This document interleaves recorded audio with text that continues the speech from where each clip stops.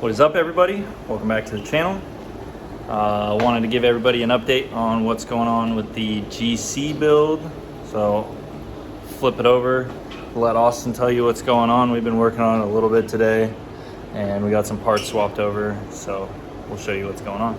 So we're at the point now where we're just going to get the drivetrain in. The wiring harness is off at iWire. They're doing the harness merge for us. So while that's out, we're going to focus on everything exterior that we haven't got to. So today we put the brand new rack and pinion in. We did end up staying with an RS rack. And then this is a GD WRX turbo cradle. Bolted right up, no problem. Yeah, perfect fit, like factory. Got some white line goodies there, new ball joints. We have to go get these taken off. Tassel sleeves. Yeah, the sleeves, so that we can put some new ones in. Unfortunately, was it? One of these. Oh yeah, it's this one. You can see where the grease is popping out. One of them ended up being ripped. Luckily, he had some new ones, so we thought we could reuse them, but one of them's ripped, so might as well just put the brand new goodies on. But nice thing about using the RS rack is we'll be able to retain his whole steering wheel, and that's kind of one of the things that iWire said that we should try to do, is retain the steering wheel so that all the plugs and the interior harness can still go back together. But obviously with the merge, it's for the turbo motor, the different ECU, but then like the doors, the windows, everything will work. Why did we decide to do that? What? The merge. Merge, because iWire can get paid the same amount to do a merge and allow him to keep all his interior. The interior will be cleaner. Swapping to a GD dash, everything isn't meant for a GD, so you have to cut, trim, gotta beat the trans well. And then the owner of the car was really wanting to keep his interior. So after sitting down and going through everything, we decided, you know what, the cost it's going to cost us to try and wire it using the GD harness is going to be charged to the customer the same as having iWire do it. So we sent it off to professionals. They'll get it done for us. Everything will be plug and play. He'll retain full factory interior and climate control, everything. So that's the nice thing too, is climate control stay. Basically, the interior will go back like it was factory. Everything will plug right in. And it'll just basically be enough to run the WRX ECU, obviously the motor, the trans, all of those pieces together will be able to work together. And I think we'll have to read the email. Sorry, I lost my train of thought. iWire sends you a lot of information when you go through the process with them. So the nice thing is they email you all of these different like kind of forums you can read about like what you need to swap, what you don't need to swap. And they just made the whole process much easier, because we thought we were gonna have to swap over to like different gas tanks, and we didn't even know if like the wheel speed sensors would work. So that is kind of the best route if this is something that you want to do yourself. I want to say you can get it done for about $1,500 and literally just have a plug and play wiring harness. You send the WRX one and your RS one to them and they do the merge. A couple weeks later you get it back and you basically just reverse order what you just did, taking everything apart. So one tip I would say is maybe before you pull your car apart, source a RS harness, since you'll already have your WRX one from the swap car or whatever, and send it off, get it done, get it back, and then just when you're doing the swap, save yourself time or downtime for a car, especially if it's a running and driving daily. Have that other harness to go get sent off, and because things take time. We were able to rush it, but usually something like this takes about 4 to 6 weeks, so that's something to keep in mind if this is something you're going to do yourself. So we're going to throw the transmission, the drivetrain in.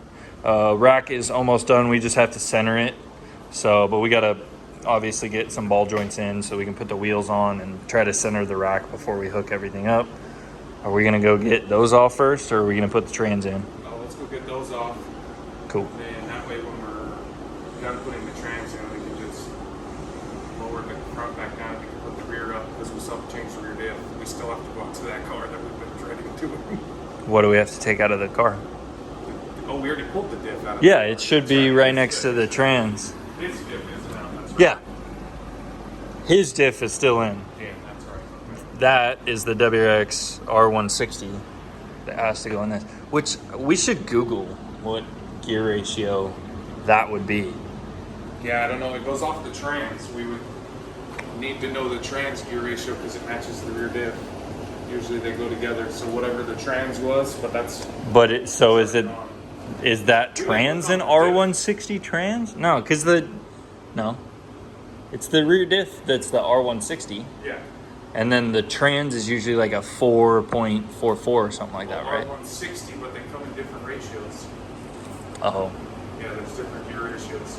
Interesting. We'll have to figure it out. It'd be nice if we didn't even have to swap the rear diff, yeah. If it's the right gear ratio. But all right, we'll get back to you guys probably when we have the trans in and the ball joints and stuff like that. We got to go get these taken, these Castle, like not Castle, but these like tapered shim spacer things. You have to get these pulled. You have to have like a special tool to pull them off, because if you compare them to this, they obviously don't have them on there. And what those do is sit in here. And if you were to just try to stick this in there, it would just walk around on you and it would ruin the boot. And it's kind of weird that Subaru did that. I don't really understand why they didn't just make it so you could shove one of these through and it would be done. But these are STI control arms, so want to be able to retain those. We'll get these pulled off and we'll get back to you. Okay, it's a little bit later on. I ended up having to go to the dentist, so Austin was able to kind of hammer some stuff out. My camera's dirty. I can clean that. That's better. There we go. So, show you guys what we got done. We got trans in, the axles, rear diff is done, and the rest of the power steering stuff, we got everything lined up and cleaned up that way. There we go. Trans is in, fits just like OEM, had some difficulty with the actual trans mount. We don't know why, it was super weird. We ended up having to drill out each side to just make the hole a tiny bit wider, so that, because when you bolted one side up, it was pulling it over and then you couldn't get the bolt straight in that side. We didn't want to cross thread anything. So we just made the hole a little bit bigger and we're able to bolt everything up. Drive shaft is in, right? Everything's in. The whole drivetrain's in the car. Yep, drive shaft. Rear diff, swapped out both sway bars, so now this is converted over to WRX sway bars. Needs an alignment, obviously, with the new rack. But now we're just going to be waiting on the engine bay to be put together. More so the harness. We need the harness. And then tons of parts here to fit into the car. I got to do some fabricating for the radiator to fit. But that's about it for now. All right, welcome back to the channel, everybody. Today, obviously, we have the engine that is going to be going into this 2.5 RS GC8 Coupe. We have a couple of parts that we need to get put on the engine prior to it being put in the car, so I figured I would bring all of you guys along to show you that process. Starting out, I think we're going to start with maybe the valve covers. I'll show you guys what we got going on. So we have a Killer Bee pan. That's very essential. We love them here. I have them on my car. You know, gives you more oil capacity, which is kind of the Achilles on the Subaru platform.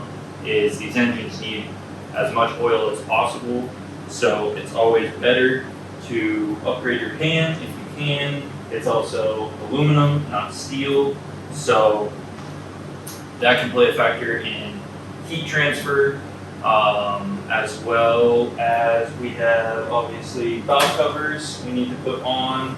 They're not leaking. It hasn't been a problem with this engine that they're leaking. But when the engine is out, that's always the best time to do this kind of stuff because it's a pain in the ass to try to do this when it's in the car. You don't have any room on these sides. So if your engine's out, you might as well get it done. Find some good reputable companies to get valve covers from. I always recommend going OEM. You can never, make a mistake by doing the OEM set.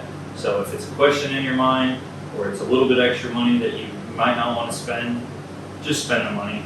Because if you have to do it twice, it's going to cost you the amount of money to do it right the second time, when you could have just done it correctly the first time. So that's kind of my spiel about that. I don't know where that went. Next thing too that we're going to be doing is upgrading from these are WRX light blue injectors. I'm not sure on the CC that they are, but these are STI dark blues. They are 565cc injectors, brand new. These ones are OEM. They're pretty cheap. They're really not that expensive of an upgrade, but you will get better fuel capacity. On my old 2.0, I was running STI dark blues, a BF39 turbo, and I had, other little bolt-ons and stuff like that. But for the most part, these injectors, BF39, I made 318 on the dyno, and it was a blast. That's kind of our goal with this car. We're not going for power or anything like that. We really want to stick to the reliability factor. So, light mods, obviously we want to modify this to what we think is better. So, a little bit better fueling. In accordance with that, we will be running a Walbro 255 fuel pump in the back to power these injectors. So that is for fueling. And also one other thing with this oil pan. Make sure you get the pickup. The oil pan's great, but what is actually the actual problem with Subarus is with these pickups. I don't have an OEM one that I can show you, but on this one, I'll show you how it's better. So what can happen with these pickups, I don't know if I'm too close or too far away, you can get cracking on these welds, and then what happens is, it's kind of like when you break a straw when you're trying to drink a soda, you just kind of get air, and that's not what you want. So a lot better welds, a better pickup area. This is a little bit bigger, I believe, than the stock one. And then obviously some really beefy, brackets and everything to hold this in place. When you get this, you get the windage tray that comes with it. It's a really good package altogether. Killer Bee makes an amazing product. Everything is, hand built by them in the USA, so that's even better. It comes with all of your gaskets. The one thing that we forgot to opt for on this, which I'm hoping came with his gauges, is you do use the OEM oil drain plug out of your pan, but you also have a second plug on this oil pan that you can put a oil temperature sensor in, or you can also plug it. You can put a quick, anything that you can fill that other hole with, right? You can put a quick disconnect and then have the bolt on the other side. There's a lot of different things that you can do. The nice thing is too that Killer Bee also puts the thread pitches on here, so it's super easy to find a plug or a quick drain, any sort of sensor that needs to go in there. You can find that very easily by knowing the thread pitches on this. With my car, I ended up just plugging it. I am going to do an oil temperature sensor eventually. I have the plug for it, but in my case, both holes just needed to be plugged. One of them's my drain plug, the other one's just a plug. We also are going to be doing some exhaust gaskets on this. We have all of these exhaust gaskets all the way up to the turbo. All the way up to the downpipe, basically. We'll be doing those as well. And for the last thing, I believe we do have a Get a Dom Tune cylinder 4 cooling mod. This is an absolutely, well, okay, we won't say it's an essential, but what we will say is this is an amazing product. Some people say it's not worth it. Some people say it's amazing. I personally think that if you can route coolant to a part of your engine that may not have it and be cooling down, you know, anything to cool down your engine a little bit more is worth it. These are about $80. So some people that might be expensive, but you know, in this garage, this is very cheap. I mean, like extremely cheap.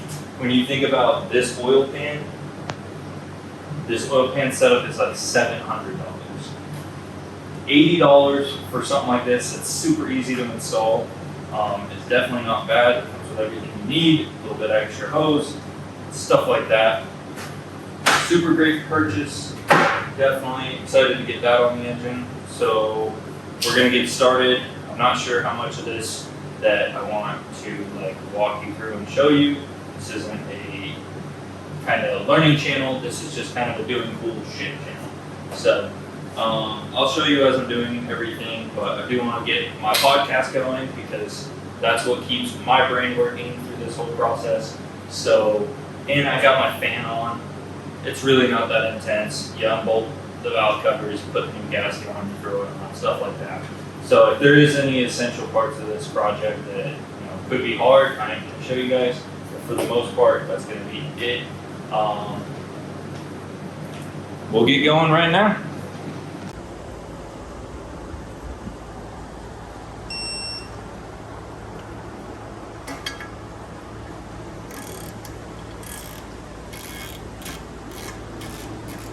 Today we have some sweet parts that finally showed up that we have needed for the GC turbo swap. We ended up sending the wiring harness, both wiring harnesses, to iWire to get merged, and we finally got it back. They were able to get it done super fast. So now we have the car obviously gutted out, and we're going to be doing some harness install today. Hopefully we can get it done today so that we can start doing fun motor stuff. And I figured I'd take you guys along so that you can see everything. iWire has done a beautiful job with this. So far I'm impressed. Doesn't seem like it was that much to merge everything. So we'll get it started. Here's what it looks like. A RS to WRX merged harness. There's our build number right there. You can't really tell where they touched it. Obviously, like little places. This is where the ECU hooks up. Other small pieces, fuel pump related stuff that gets grounded. They did something with the wiring harness or the fuel pump controller. So obviously we'll have some stuff to figure out that we might have to do, and luckily they email like a bunch of diagrams and all the stuff that you need to be able to do this. There's a lot of information, not that hard. Me and the customer ended up doing a lot of sound deadening, so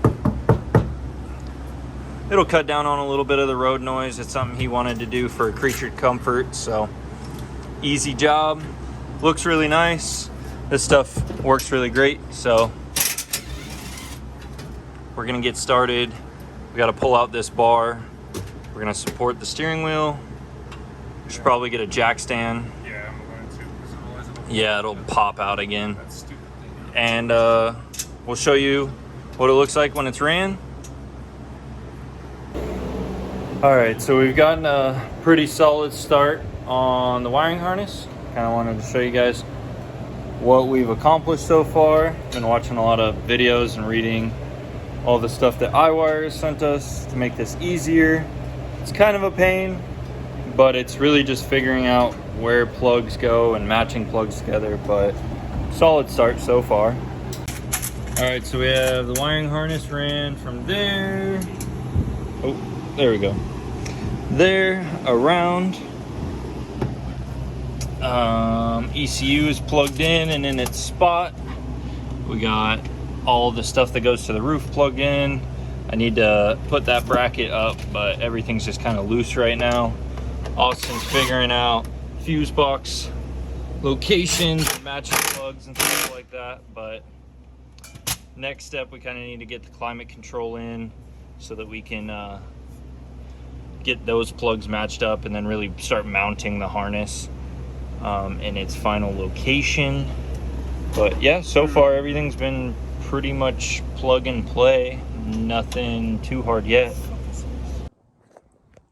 going on, guys? Back with another update video on the WRX Turbo Swapped RS. About 80% of the way through the harness install right now. We can't complete the interior because the interior pieces, the climate control and all that stuff is at the owner of the car's house. So we're gonna get that tomorrow, but the harness is laid in the car. Fit as well as it can be. Not too difficult. A little weird with some of the I-wire plugs and stuff that get added. You just have to find places for them, but it's in.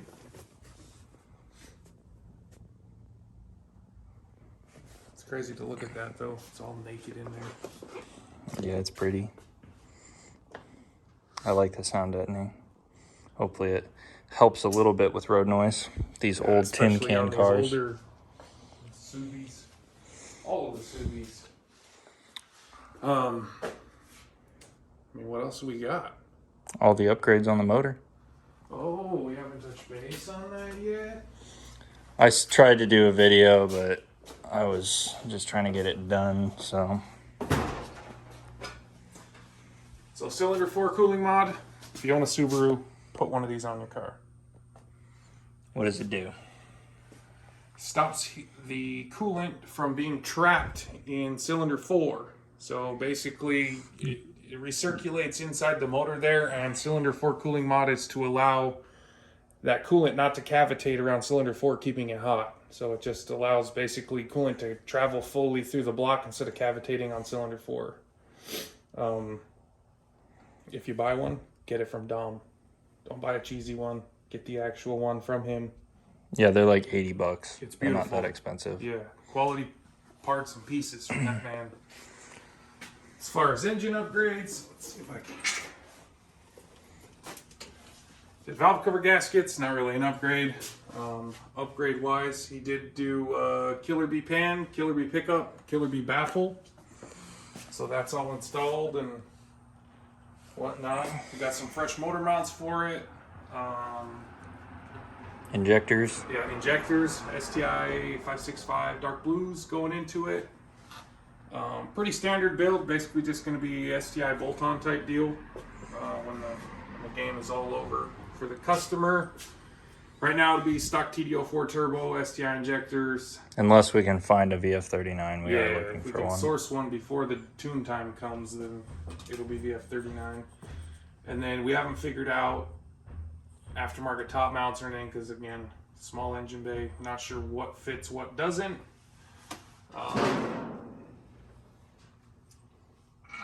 Oh, what did we find inside the valve covers?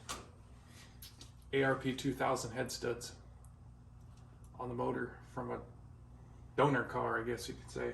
Yeah, we thought it might be a built motor, but then when we took the pan off, I was able to see the rods and the pistons, they're stock. But everything under there was super clean, and the inside of the valve covers, the head seems like they've been gone through. So we had 120 compression on every single cylinder, 120 and above.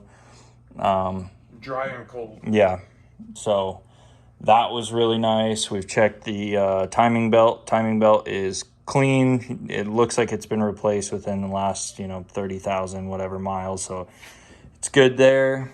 We are going to have to swap out this compressor for the RS compressor. We do want to find the VF39, like we said, but for the most part, this is going to be, WRX you know, small bolt-on stuff like that. And then, you know, customer only wants about 300 horsepower.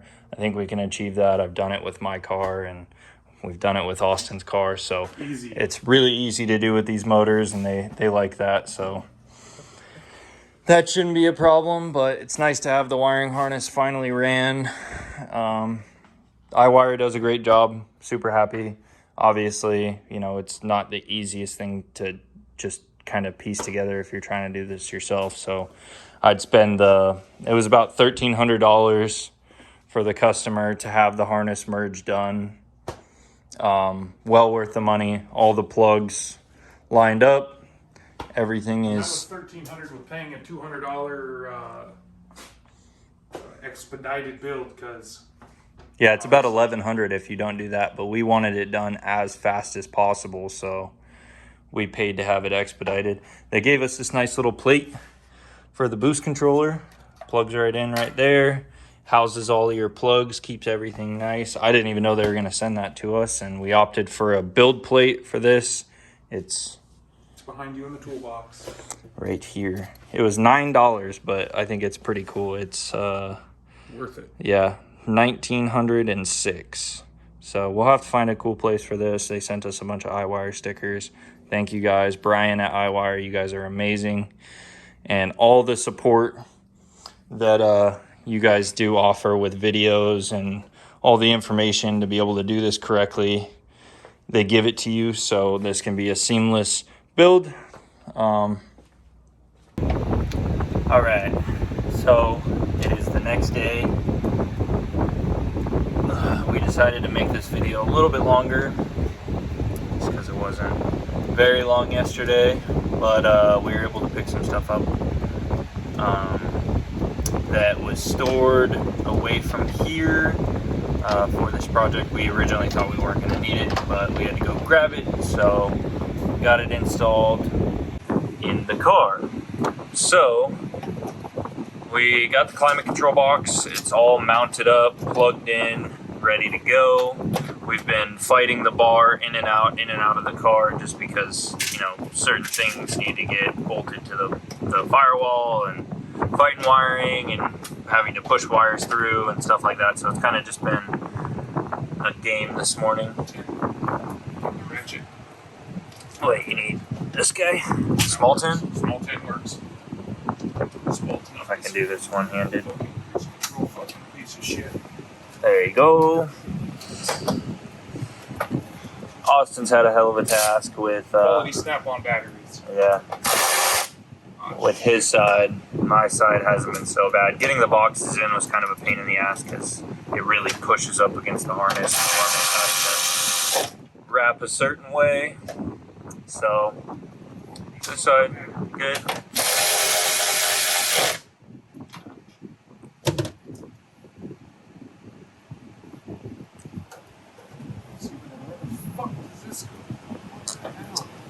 Yep, that pretty much sums up the day. Once we get all the bar in, we got to get this piece back in. This is what we forgot, and that goes behind the bar. So, bar came back out. We'll get that in. He's figuring out some wiring stuff over there, but once we get it back together, we'll show you what's going on. All right, so I wanted to kind of finish out this video. I know it's probably been all over the place and long, and there's a lot of stuff and everything like that, but I needed to edit this. So we're kind of at the point where there's a motor in the car. I didn't film any of that yesterday. It was just me working on it, so I was just trying to get stuff done. But yeah, motor's in the car. We installed the clutch yesterday and then put the motor in. Harness is done. So we're just going to be plugging everything in now and getting it started. But I wanted to get this up and out there to all of you that have been paying attention. Everything so far has been fitting super well. So hopefully it'll go super smoothly with getting the fuel pump stuff figured out and then everything hooked up in the engine. But I appreciate all of you watching, and we'll see you next time. Peace.